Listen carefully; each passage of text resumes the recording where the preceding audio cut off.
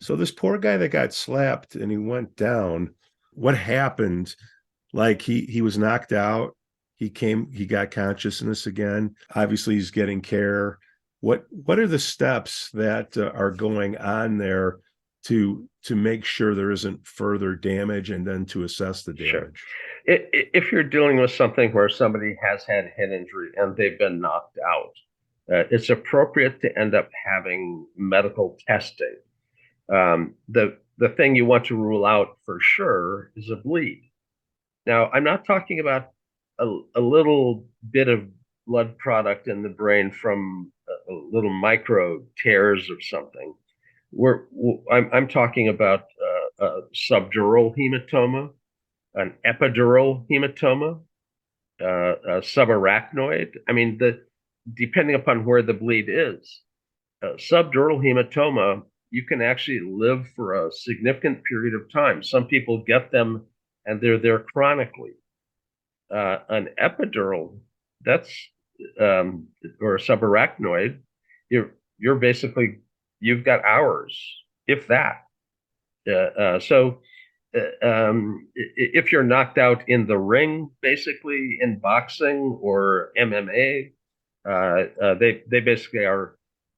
Usually they get together enough to stand up and stagger out with the crew, but they're taken by ambulance to a hospital and they're scanned.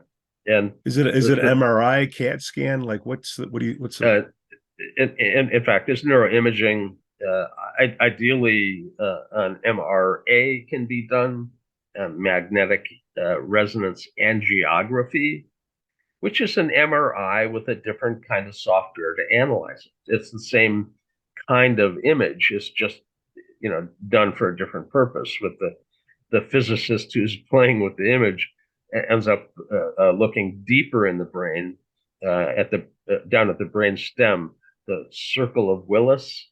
That allows the blood vessels that come up the carotid on one side of your neck and the carotid on the other side, and the vertebrobasilars coming up the back of your neck. They all end up having a circle that they end up going into, of communicating arteries, little pieces, but it's called the circle of Willis as an entire group. And that basically, if you have a bleed that deep in the brain, they better find it quick because a bleed into the brainstem is not going to take long to take you out. If they catch it really, really quickly, they can save your life.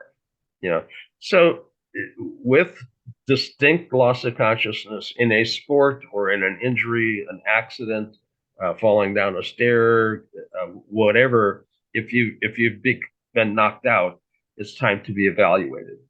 Now, sometimes you go to the hospital and they'll check you out and they'll decide that this was a little too minor. The loss of consciousness was very brief. There's no sequelae, some after effect, dizziness, nausea, etc., etc.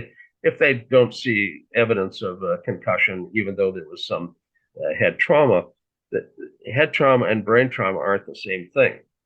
You can hit my head, but if my brain doesn't bounce around somehow, that's a head trauma, not a brain trauma. But even what looks like a fairly minor blow to the head sometimes can have the brain twist, or bump into a structure that can tear a blood vessel. And at that point, you've got problems.